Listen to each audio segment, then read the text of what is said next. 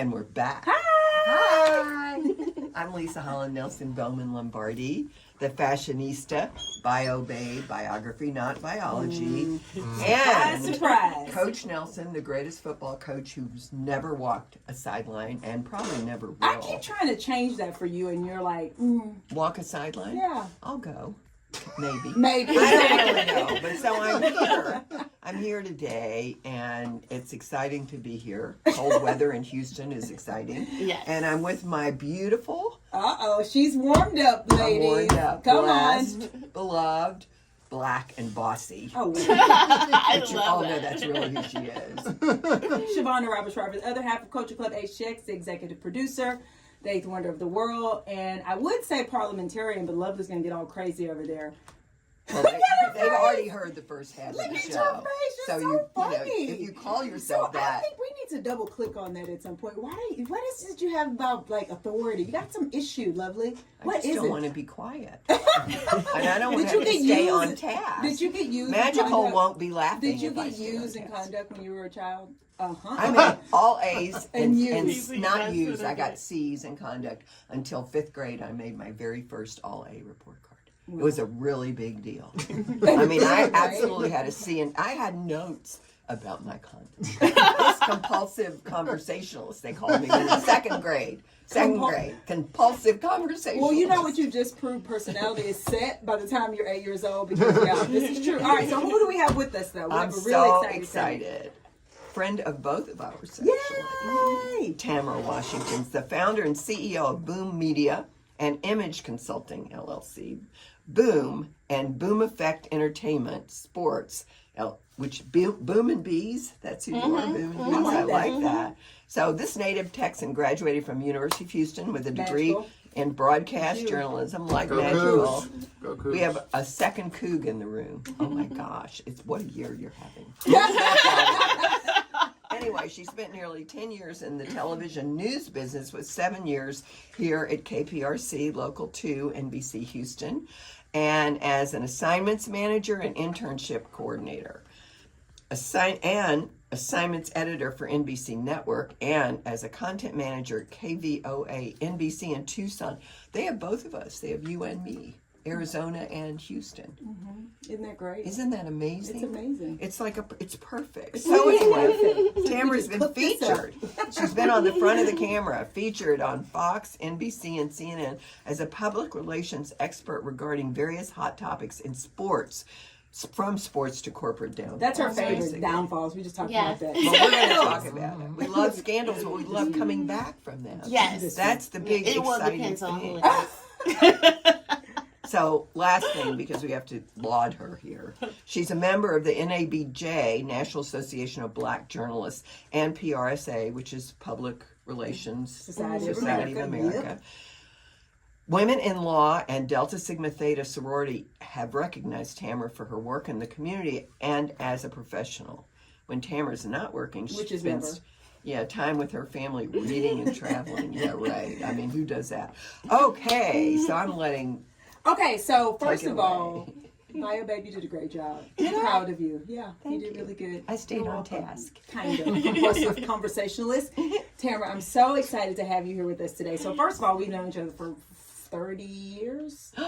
30 years. Yeah. 30 years. Wow. We go way back. Way back. Deep track way back. I'm so happy you're here, friend. We've gotten in trouble together. Remember we used to exchange lunches, all kinds of stuff. So, but what we're here to talk about today is something that has happened more recently, and it's really important, and it's your Well Actually campaign, which you were a part of for the kickoff. For the first year. So tell us a little bit more about Love the name. Well Actually and what you're up to these days, aside from working all the time like you do. I know the truth, so. Well, I would say the biggest reason Well Actually came about is because I did not talk about my health.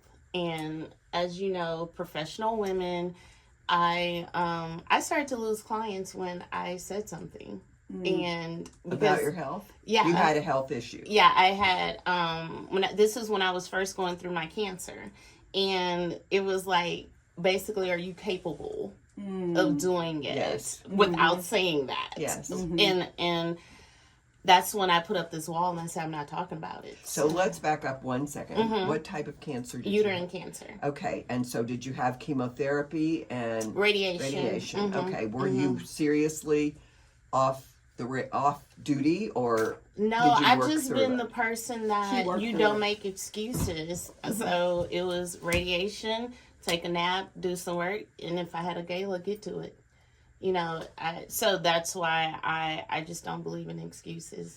No, the reason I'm asking, and this is, not in topic, but I did the same. I didn't tell anyone I had breast cancer until I was through with radiation, because I didn't feel bad at all. I went to spin class radiation in the office and lived my life, and seriously really had no side effects from any of it. And so I agreed with everyone, because I'm a person that can make noise about things. That once I rang the bell, I would make noise, but not until. I didn't want anybody looking at me. Yeah. Well, are you okay all the time? How are you feeling? How are you feeling? We talked about this. It's also because of what Tamara's saying. It's like people start to treat you differently. And you're like, no, they think you me. can't deliver. That's exactly what you're saying, Tamara. You're Right? still you. So and I think I just didn't know how to handle it. So I just shut down. So for 20 years, my health is always something, but I got in this place, I don't know what it was, but it was like 38, I turned 38.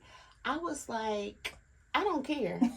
Okay? I'm saying what I'm going to say what I want to say. Yeah, and that's when it kicked in, and so it was been on my mind, like, how can I help other women? What can I do? Because I do feel responsible. I'm like, God gave me another chance, so I'm responsible for helping another woman. So actually, this is the target audience of women, right? Mm-hmm. So, and this is all about, so why well actually, speaking of the name, since Lovely loves name, so tell me about the genesis of the name. So, Jakari. Yep. Jakari is our brand consultant for our business. And I told him exactly what I wanted to do. I was like, I want to create, because when this happened, we were still sort of dealing with COVID. And so I was like, I want to create this online community where women can come and have these discussions, not be ashamed, because for whatever reason, we are ashamed to talk about it. We're ashamed to say we have hot flashes. Now the fan is the thing. And so I was like, this is what I want from this. And he is the best creative I've ever known. And he came up with the name and the brand and all of that, and I was just like, so it's almost when I think about the campaign name, well, actually, and you'll talk about the women's health focus that it has, but I think it's the how are you, and people just say fine, okay, but it's like, well, actually, kind of crappy or whatever, right? Yeah, because we don't get past that. We'll say, well, she said she was fine. But did you really find out how she's doing and how her day went and how she got through it? Did you ask those additional questions? Because as women, we tend to just move on and say we're okay. And it's not just women, it's as humans. It's humans, you're right. I went through a huge stage of my life where my first book was going to be called How Are You is not an essay question. The answer to how are you is fine. And as you're saying, well, actually, really, how are you? Yeah. Somebody needs to say that to you. Or because you find that person that doesn't shut up for 45 minutes after how are you. There's that is self-awareness and situational awareness. Like, when is it appropriate to launch into all the things, and when is it appropriate to just say you can follow up on a phone call or some personal tea or something to talk about it. So this campaign targeting women just to help empower us to, one, take control of our health, correct, and then talk about it. Yes, and ask the questions. I think that what I've realized is the more women I talk to, because they don't know, it's like they're scared to say, you know what, I'm going to another doctor, or looking at their doctor to say, okay, I know what you just said, I still don't understand it, I still don't know, help me understand it. It's like, I don't know, we put this mask on that, okay, that's what my doctor said, I've been going to him forever. He's the man. Because it was some misdiagnoses in your journey too, right? I would say yes and no. My doctor is one of the doctors who actually sits on the national board for endometriosis. I don't know if you guys know this, but Jamie Foxx, his daughter, is the spokesperson for it. So he's well versed in endometriosis. But my doctor sits on that board. And so when he told me, I went through several things and he was like, I think it could be this, I can't, but he never just was like, go away. He wanted to figure out what it was. And then when I was diagnosed, I was like, what is that? Explain. I've never heard of it. And I feel like for the longest, people have not acknowledged that it is a disease. Endometriosis, first of all. Correct. Yeah. It's not acknowledged, and it's now just coming to the surface where I feel like people are understanding it. And when I do talk about it on social, the number one person that communicates with me is the male. Oh, really? Because they don't understand. Because they don't understand, and they're trying to understand. And they're saying, well, my spouse, I thought she was just having a bad cycle, and Well, so, and this is another sidebar, but boomer women, I will say, who were getting pregnant 50 years ago, just like it was a plague of endometriosis. My friends, one of the reasons I probably didn't have children when everybody else did was everybody had endometriosis. So I tell you, 10 of my best girlfriends. Oh, wow. I mean, was it labeled as endometriosis then? And it seemed like it was quiet. And it was terrible. Well, and it's going back to the not wanting to talk about it. So these are your friends, so then they're telling you, right? Because you're friends, you're having that girlfriend, but it's not really being talked about. And we're like everywhere. We were 24 to 27 years old while this was happening, and that's young. Yes, really young. Yes. And I think another issue for me, just being a black woman, no one in my family can tell me they had endometriosis. Like, no one. They don't. They still are like, what is that? My mom was like, what is that? No, we just pause and then we'll pick up. Okay. Yeah, no, because I'd like to go back and talk about how important screenings are everywhere. And woman, you get a breast exam at the gynecologist, not at your internist. Correct. And you need an internist too. Correct. People don't understand that you need more than one doctor. Well, and that also and goes certainly to the not point just of, the emergency room. Right, but that also goes to the point of that second, a third, maybe even opinion. Because if you have a gynecologist, you have an internist, then even just that gives you a second opinion. Yeah. Right. If one tells you something and you're like, I think what I've appreciated about Dr. Blott is he's well respected and he has no ego. He will say, Shavonnah, I think you need to go get a second opinion. Oh, that's fantastic. And we'll send over whatever is needed. Referrals. If you say, well, who should I go to? He will give you that, but also he will encourage, hey, talk to some other people. Yeah, that's great. So it's not like, oh, I'm just sending you to my people. So that's what he delivered me. Oh, really? So he's been putting up with me for 45 years. So first of all, get the Well Woman's exam. Like, that's table stakes for all the things, right? Let's start, do that. Your breast exam, the clinical breast exam is actually what that's called when a doctor does it. And then, obviously, you need the pap smears, et cetera. Mammograms, Yeah, all the things. and typically, I don't know about you, but I know, like, when you have certain cancers, like, my chances of having breast cancer are higher because of uterine cancer. Yeah. And so, just little things like that, I always have to get an ultrasound. Me too. Yeah, well, and it's also asking, so my my old primary doctor would say, like, I come in with questions. I'm like, to me, the way I think about doctors, they're a service provider. If I pay for anything, then I am coming in with an expectation. Right.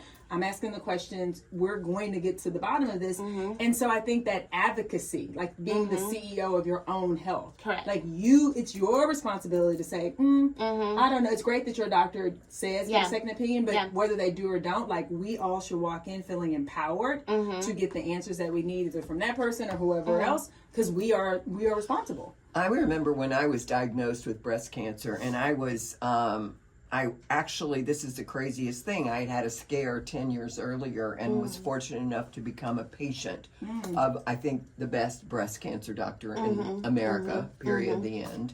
He's just retired. And interestingly, I just went to get my regular mammogram at Baylor at radiation, and the head of radiation for Baylor, clinic, Baylor College, Lester and Sue Smith, Breast center, imaging center. breast center, was out that day, and she looked at everything, and they did 2 sonograms, ultrasounds. Nothing. Well, she saw something they did not see, and not only one thing, 2 things. Interesting. And neither was stage 1. And basically, once they said this is it, you've got to go see the surgeon. And I'm going from Baylor over to the surgeon at Method. There was a committee in the medical center. There is a breast committee, believe it or not, that meets on Mondays. And it's the surgeons and the doctors, and it's from the best hospitals. And they have a tumor committee. And they talk about the patients and what we really should do and all the things. You know what, just when you said something earlier, it's the other thing women don't know when they get a mammogram is that you need to request a 3D. Yes. All doctors do not request Just automatically do that. That's a right. 3D. I had breast reduction, remember, in high school. So I have scar tissue. So sometime it will show as if I have a lump or something in my breast. So my doctors always made me get a 3D. And now the insurance does not cover that. Yeah, and it you pays for mine. Oh, they don't like me. Tell your mom to go talk to the They insurance. don't like me. Yeah, send your mother. Right. But you have to request it and I've talked to so many women, they was like a 3D. It's like they don't even know. Yeah, it's almost the that standard now. They almost don't have anything else. Well, here's the other at this thing. I point. think, whenever people talk about healthcare and cost, I get real about it because this is the thing. People will spend $1,000 on an iPhone, $3,000 on a purse. How about their hair and their nails? Correct. Yeah. So I'm like, you know what? Even if they don't cover it, if you need it, pay for it because it's your health. And if you're not It's alive, crazy. it doesn't matter how Right. you look. You know Right. what I mean? Right. So I'm like, pay, but wanna people be say stylish that they're in like, the oh, coffin. well, and I'm like, no. Anything that is health related, hopefully insurance covers it. Advocate for yourself too, because Right. you can push and fight and be like, Right. But if they don't, you owe it to yourself. I think. But it's so I think important. that's a really good point. What you said is that if you feel like you can't speak up or you're scared, bring someone like a Shavonnah or my mom, or at least like take them. My mom will sit there and ask 100 I'm questions. coming with the list of questions. And I'm like, okay, we're on number 17 of 38. Yeah, and I'm like, Mom, I understand what he said, but I don't. Exactly. I'm asking the questions. I'm You like, need an advocate, but that okay. is true. I think that is true. You need an absolutely. advocate. My 2 girlfriends went everywhere with me, and one was 5'10" and one was 5'11", and I'm only 5'8". But I wear Finally, giant she shoes. said it. I'm wearing giant shoes, so She's they not knew we 5'8", were coming. They talked about She's us. not 5'8". They talked What? about us. 6 Yeah. and a half. yeah. She's 5'6.5" because I'm 5'7" and almost 8, and I'm taller than her. You Whatever. feel like so giant. That's all you are. I know I do. I feel extra large. Okay, so how can they find out more about the campaign? So if I'm a woman and I'm listening to, or if I'm a man and I hear this and I'm like, oh, I want to send this to my daughter, my spouse, my mom, my whoever, where do they go? Well, there are 2 different links, and if you go to any of my social media pages, I'm Boom Tamara. The links are in my bio. And one link you can donate to help raise money for 45 women. We're at 27. Yes. 45 women to get their Well Woman's exam. Or if you know a woman, or if you are a woman that need help to Paying get your for it, paying for it, you can click that link and fill out the form on there so we can get your information. Are you aware of all the organizations in Houston that do offer free, like the Rose? Where if Yes. if somebody use- pays for a mammogram, someone gets it free. I think 2 women get it free. I And think so. a lot of people go there. A lot of my friends go there. And so So- that's one of those partnership Yeah. opportunities I was going to ask you. Yeah. So right now, who are you partnering with, or who do you hope to partner with to kind of continue this message and amplify what you're doing? So right now I'm just working with my doctor, Dr. Blott, and we're working with other local OBGYNs that to do he's the connected well-woman with. exam. But I would love to just partner with people like the Rose, to partner with more doctors, because that's my sole focus. I'm staying in my lane. Well-woman exam, yeah. That is what I'm huge about, because every single time I keep hearing a story of a woman she has cancer or whatever it may be, when you have that conversation about when was the last time, they don't remember. Especially during COVID. I mean, so many people I think don't go as annually anyway. That's number one. But then number two, it was so disruptive that people just got off track. And they're like, oh, I haven't had one. That was Tina Knowles' story. She hadn't had a mammogram in like 3 years because of COVID. And then when she did, she had breast cancer. Yeah. So important what you said, Tamara, this idea of go and get your well woman's exam. If you can't afford to, you don't know where to go, boom, Tamara. You can find the links on the link tree. And we're going to keep abreast of everything you're doing well, actually, and just keep amplifying it because it is so important. And, you know, women, if you're listening to this, you are the CEO of your health. It is up to you to be sure that you get what you need, that you ask the questions that are important to you, and that you completely understand. It is up to you. And it's up to us to amplify. What? They're getting my... Come on. Here's my pitch. Yes. I never speak that I don't close with this. The most important thing in the world, you must take care of yourself. No one else can, no one else will, and nobody says thank you when you didn't. That's right. I mean, you think about that. Yeah. You know, I'm actually one of those old moms whose daughter said, thank you, Mom, when I picked up my really heavy 2-year-old granddaughter off the floor in 5-inch heels. Was this Leanie? With Selma. Oh, Selma. Selma way back when. Yeah, no, Leanie. But it's just, I mean, we say this all the time. It's like you have got to take care of yourself. People don't understand it. I mean, you're not going to get in front of me taking care of myself. That's right. Yeah, The year Get we in front launched, of me doing anything, but you're not. Definitely not spin. the year we launched, I lost my cousin, who was like my sister, to breast cancer, and she had never had a mammogram. She was 44 years old, and nothing against doctors, but she was, you know, the working mom, wife, like doing all the things, making sure everyone else was okay. And she was another big push of that, because she was like, can you please start telling your story? Can you please start telling your story and help somebody? For someone to die of breast cancer today is a real shame. It is. There is really no reason to die of breast cancer anymore, unless it's like, I don't even know. I mean, I guess there's a type. Well, yeah, like triple negative is pretty deadly, and it does disproportionately affect women of color. But the point is, but to your not point, if you find it early. Exactly. So I was going to say, don't actually, have to die of the it. point. I think you're right in that. Like, We there's have friends with triple negative who are walking around. Oh yeah, one of my good friends and clients, 10 years, you know, in remission. But the point is, it's this early detection. Yeah. So you got to get screened. It's a secret to everything. You got to it's to everything. The earlier you know, the more options you have. More I think that's options. what happens. If you learn late.